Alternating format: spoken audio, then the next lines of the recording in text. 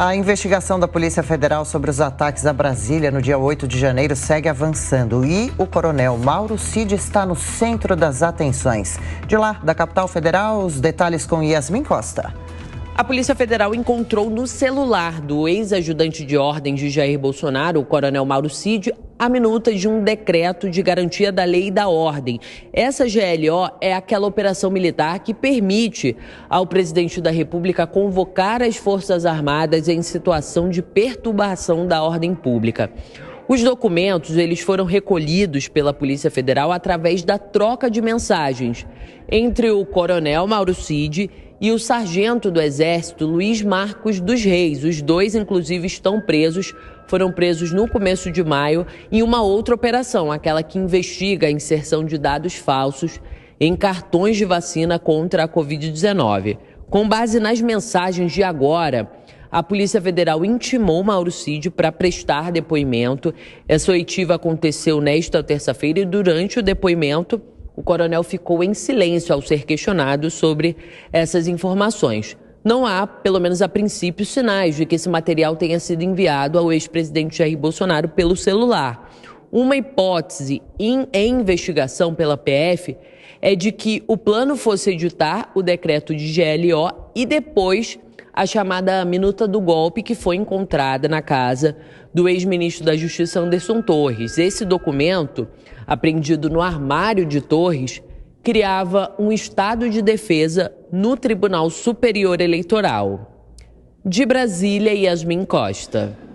O desmatamento na Amazônia teve uma queda nos primeiros meses desse ano. Confira a reportagem de Misael Mainetti. Dados do Instituto de Pesquisas Espaciais apontam que os alertas de desmatamento na Amazônia caíram 10% em maio em relação ao mesmo período do ano anterior. Nos 5 primeiros meses de 2023, a queda foi de 31% em relação a 2022.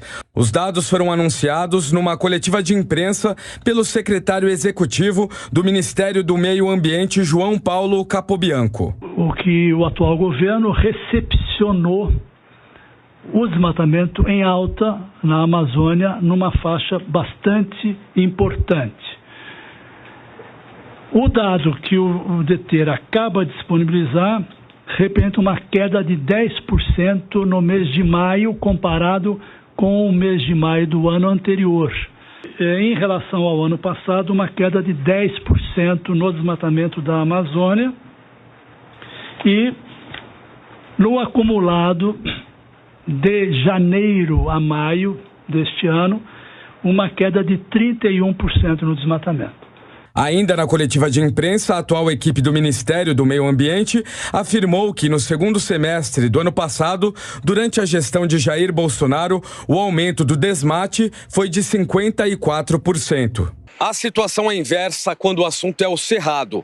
O número de alerta de desmatamento desse bioma cresceu 83% no mês de maio e 35% nos primeiros 5 meses do ano. 138 milhões de reais em multas foram aplicadas. De acordo com o secretário extraordinário de Controle do Desmatamento e Ordenamento Ambiental Territorial, André Lima, 77% dos cerca de 3.500 quilômetros quadrados sob alerta de desmatamento no Cerrado ocorreram em imóveis com cadastro ambiental rural, onde é possível identificar os responsáveis. Quando a gente identifica desmatamento dentro do CAR, a gente já tem pelo menos bons indícios de responsáveis pela área, né? Com e-mail, com CPF, etc. Então, nós vamos começar uma ação muito forte de notificação através do sistema para atualização do cadastro. Por quê? Porque se houve um desmatamento, a informação contida no cadastro, que é declaratória, ela não está atualizada. Então, o interessado ele tem obrigação de atualizar, né? E a não resposta a uma notificação pode resultar no cancelamento do CAR.